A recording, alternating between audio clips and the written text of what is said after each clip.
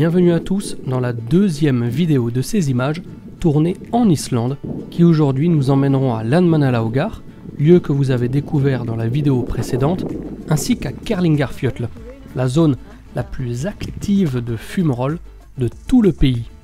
Les images que vous voyez ici datent de 2018, une année où la neige était très présente et où les pistes, les routes appelées route F, ont ouvert avec beaucoup de retard.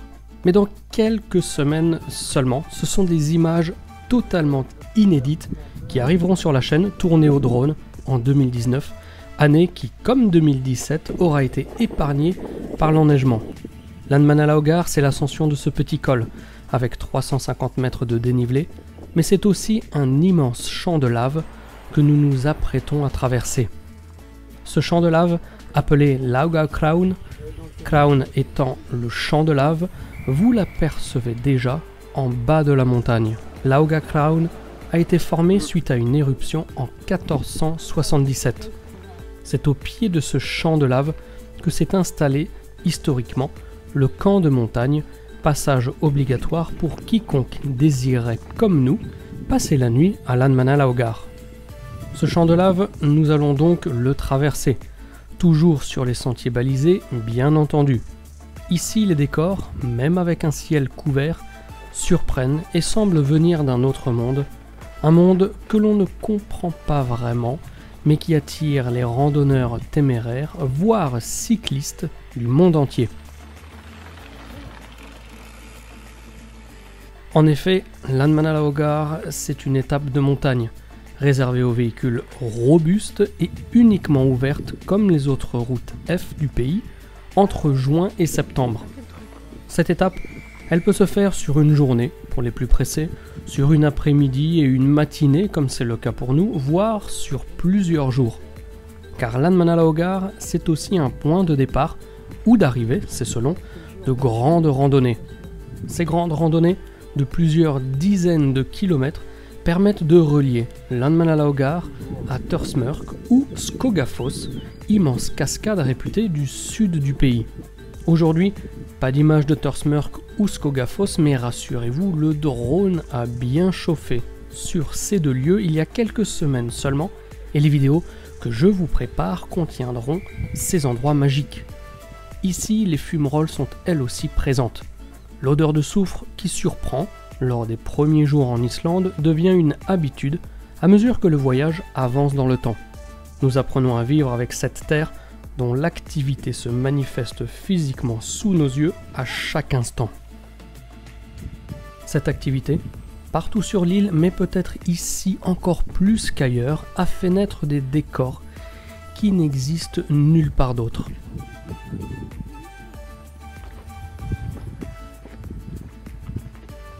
Sur le minuscule carré de terre d'1 kilomètre de côté, se succèdent des contrastes et des couleurs auxquelles nous sommes peu habitués, le tout mélangé en un patchwork que certains penseraient sorti tout droit d'une aquarelle. Alors que je sélectionne les plans de cette vidéo, mon cœur et mon impatience me portent déjà vers les vidéos de 2019 car les conditions météo que nous avons connues il y a quelques semaines, ainsi que la lumière ajoutée à la première utilisation d'un drone en Islande en exclusivité pour la chaîne, créeront des images tout bonnement hallucinantes.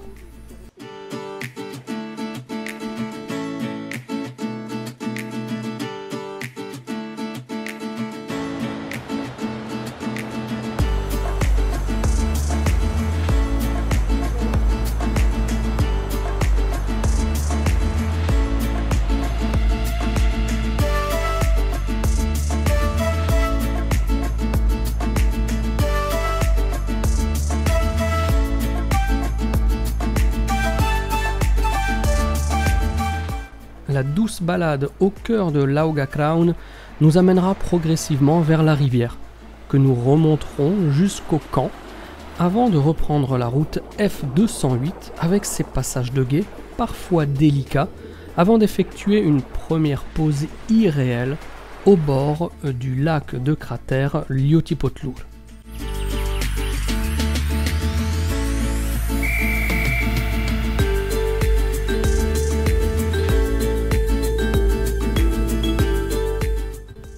Yotipotlur, c'est un des 160 lacs du pays, situé directement dans la caldeira d'un volcan, un lieu qu'il vaut mieux contempler plutôt que décrire.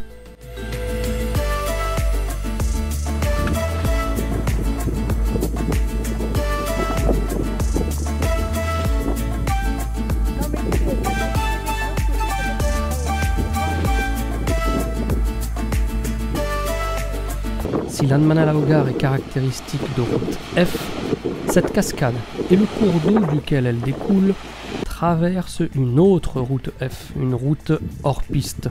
Cette fois, une route beaucoup plus accidentée qui, 2018 oblige, nous fait débarquer en pleine neige. Mais cela ne freine pas pour autant la motivation de l'équipe qui brave les éléments et notamment un vent à décorner les bœufs, rendant assez difficile l'accès à ce nouveau site, Kerlingarfjöll, la montagne de sorcières dont le point culminant est situé à 1477 mètres d'altitude. Cette altitude, souvenez-vous, c'est comme l'année de l'éruption ayant créé les champs de lave et les fumerolles de l'Andmannalaugar. Une coïncidence suffisamment sympa pour être relevée. Kerlingarfjöll, une fois n'est pas coutume, nous fait débarquer sur une autre planète. On se croirait littéralement projeté sur Mars.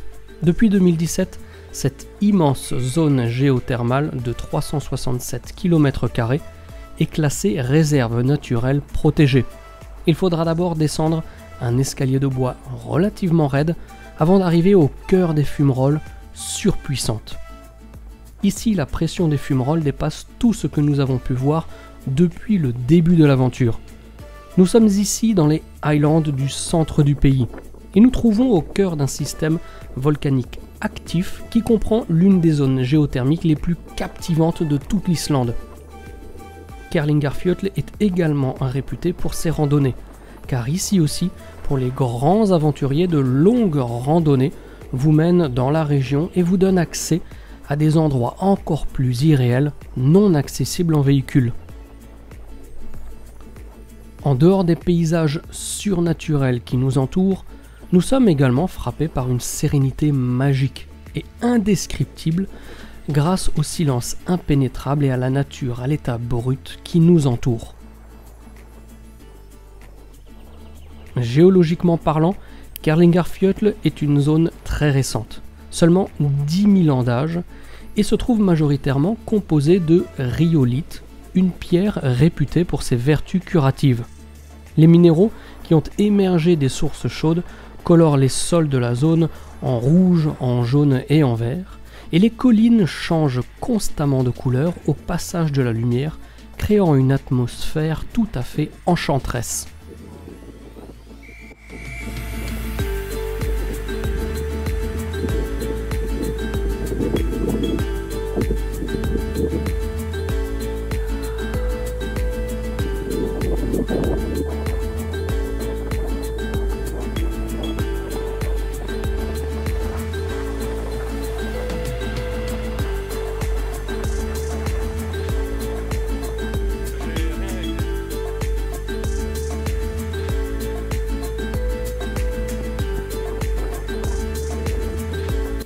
C'est sur ces dernières images d'un lieu unique au monde que notre aventure se termine pour aujourd'hui.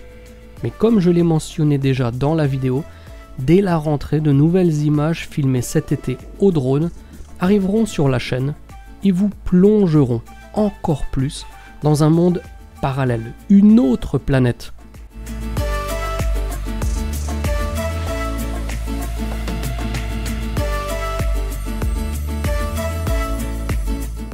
D'ici là, vous retrouverez sur la chaîne, comme d'habitude, de nouveaux sujets liés à l'Égypte, aux découvertes archéologiques et aux beautés de notre planète. En vous donnant rendez-vous au prochain épisode, portez-vous bien et surtout, n'oubliez pas de garder la passion. Ciao ciao.